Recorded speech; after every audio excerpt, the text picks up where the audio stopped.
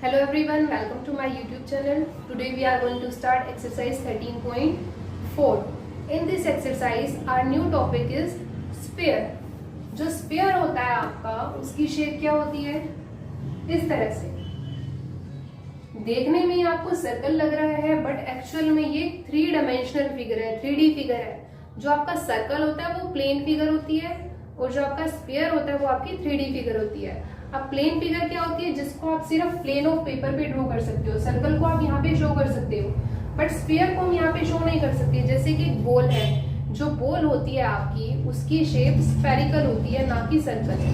जो स्फीयर होता है वो हर तरफ से गोल दिखाई देता है, बट जो सर्कल होता है वो हर तरफ से गोल नहीं दिखाई देता, वो सिर्फ ऐसे ही दिखाई देता है। ये हमारा सर्कल है, बट जो स्फीयर होता है वो हर तरफ से हमारा राउंड शेप में होता है। जैसे कि एग्जांपल है हमारा बॉल का। अब जो स्फीयर होगा वो उसको आप ऐसे रिप्रेजेंट करोगे, इससे ये शो है कि हर तरफ से ये राउंड शेप में है। अब जो स्फीयर होता है उसकी रेडियस होती है। रेडियस क्या होती है? सेंटर से इसके ऊपर किसी भी पॉइंट तक जो लाइन होती है वो होती है रेडियस। डायमीटर क्या होता है? डायमीटर आपका होगा यहाँ से यहाँ तक, और डायमीटर का अगर मैं हाफ कर दूं तो हमारे पास आ जाती है रेडियस। तो जो स्फीयर होता है इसका एक ही सरफेस होता है, कहीं भी इसका कॉर्नर नहीं होता, तो इसका सिर्फ एक ही एरिया होता है, टोटल सरफेस एरिया। इसका कर्व सरफेस एरिया नहीं होता है। तो total surface area of sphere क्या होता है? Total surface area of sphere 4πr²। ठीक है, ये हमने बात की स्फीयर की। अब हम बात करेंगे हेमिस्फीयर की। अब हेमिस्फीयर क्या होता है? अगर मैं एक बॉल को बीच में से कट कर देती हूँ, कट करने से जो आपको पोर्शन दिखाई देगा वो कैसा होगा? ऐसा होगा अगर मैं इसको बीच में से कट कर दूं। इसका एग्जांपल आप देख सकते हो, एक जो बाउल होता है जिसमें आप खाना खाते हो, ठीक है, कटोरी होती है, तो बाउल की शेप क्या होती है? हेमिस्फीयर होती है। और जब आप उस बाउल को देखते हो आपको ऐसे दिखाई देता है, बट ऊपर से अगर ध्यान से देखोगे उसके ऊपर ऐसे सर्कल की शेप होगी। तो 2 सरफेस होते हैं हेमिस्फीयर के, क्योंकि हमने इसको कट कर दिया है। 2 सरफेस कौन सी? एक तो सामने से जो आपको दिखाई दे रहा है, और एक जो आपको ऊपर से दिखाई दे रहा है। ऊपर से जो आपको दिखाई दे रहा है इसकी शेप होती है सर्कल। सर्कल का एरिया होता है πr²। सामने से आपको ये हाफ स्फीयर नजर आएगा, तो जो पूरा स्फीयर होता है उसका एरिया 4πr² होता है। हाफ स्फीयर का क्या होगा? 2πr²। तो इसमें आपको 2 सरफेस दिखाई देंगे। सामने वाला 2πr² होगा, ऊपर से जो होगा आपका वो होगा सर्कल। सर्कल का एरिया होता है πr²। इसलिए हेमिस्फीयर के हमारे पास 2 एरिया होंगे। एक होगा total surface area. Total surface area में आप दोनों को प्लस कर दोगे तो ये आपके पास आ जाएगा 3πr²। कर्व सरफेस एरिया में आप क्या करते हो? बेस को इंक्लूड नहीं करते हो। बेस आपका या तो ऊपर की तरफ होता है या नीचे की तरफ होता है। तो इसमें जो आपका बेस है वो क्या है? πr²। आप इसको हटा दोगे तो कर्व सरफेस एरिया आपका आ जाएगा 2πr²। तो इस एक्सरसाइज में हमारा स्फीयर भी होगा, हेमिस्फीयर भी होगा। तो स्फीयर का आपको याद रखना एक ही एरिया होता है 4πr², क्योंकि इसका कहीं पर भी बेस नहीं है, एक ही सरफेस है। बट अगर इसको हम कट कर दे तो 2 सरफेस अलग अलग दिखाई देंगे, सामने से हाफ और ऊपर से हमें सर्कल शेप में दिखाई देगा। तो टोटल सरफेस एरिया होगा 3πr², कर्व सरफेस एरिया होगा 2πr²। इसके बाद हम स्टार्ट करेंगे एक्सरसाइज को फर्स्ट क्वेश्चन से। तो देखो फर्स्ट क्वेश्चन क्या आपका?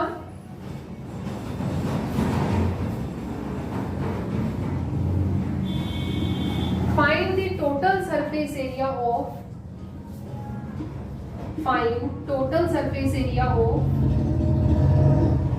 sphere, या फिर find the surface area of sphere, क्योंकि स्फीयर होता है इसका एक ही सरफेस होता है। तो गिवन क्या है क्वेश्चन में? whose radius is 10.5 centimetre. 3 parts है, रेडियस 10.5 सेंटीमीटर, सेकेंड पार्ट है रेडियस 5.6 सेंटीमीटर, और थर्ड पार्ट है रेडियस 14 सेंटीमीटर। तो ये जो फर्स्ट पार्ट है आपका, इसमें हम फॉर्मूला लगाएंगे सरफेस एरिया ऑफ स्फीयर का। क्या होता है? 4πr²। पाई की वैल्यू होती है 22/7। रेडियस आपको गिवन है 10.5। पॉइंट हटाओगे आप, बाय में आएगा 10। यहाँ पर भी आप पॉइंट हटाओगे तो बाय में क्या आएगा? 10। आगे आप इसकी कैलकुलेशन करेंगे। मैं इसको 5 के टेबल पे कैंसिल कर रही हूँ। 5 2 10, 5 1 5, 5 2 10, 5 2 10, 5 1 5, 5 2 10, 2 2 4, 2 से 2 कैंसिल, 7 3 जा 21, यहाँ पे हमारे पास बचा 22, 3 एंड 21।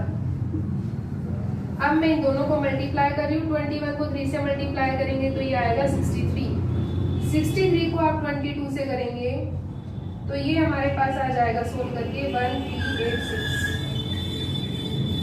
यूनिट आपकी यूज होगी सेंटीमीटर स्क्वायर।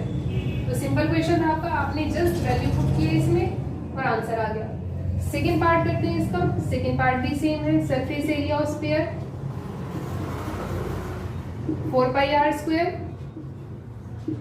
पाई की वैल्यू होती है 22/7 और रेडियस है हमारे पास 5.6।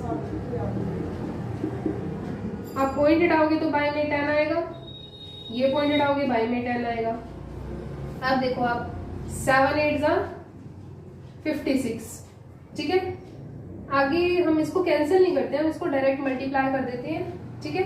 तो 4 को आप 22 को 8 से करेंगे और 56 से करेंगे। तो पहले मैं क्या करती हूँ, 56 को 8 से मल्टीप्लाई कर देती हूँ तो ये आएगा 448, 448 को आप 22 से करेंगे तो ये आएगा 896, 896, 9856। अब आपका क्या बचा है 4, नीचे आपकी 2 0 है 100।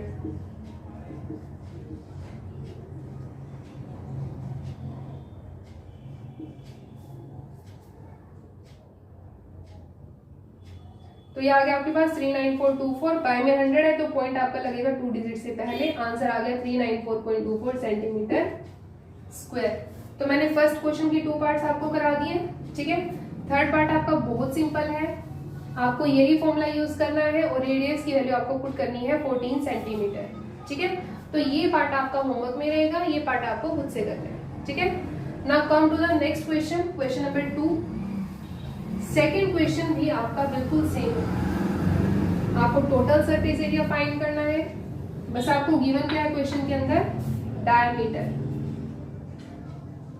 डायमीटर आपको गिवन है 14 मीटर। सेकेंड पार्ट में आपको डायमीटर गिवन है 21 मीटर और थर्ड पार्ट में आपको डायमीटर गिवन है 3.5 मीटर। तो मैं फिर से आपको 2 पार्ट्स कराऊंगी, ठीक है, और एक पार्ट आपका होमवर्क के लिए होगा। तो डायमीटर आपको गिवन है, सबसे पहले रेडियस फाइंड करोगे। रेडियस आप कैसे फाइंड करते हैं, डायमीटर का हाफ क्या होती है, रेडियस। तो 14 अगर डायमीटर है तो रेडियस क्या हो जाएगी 7।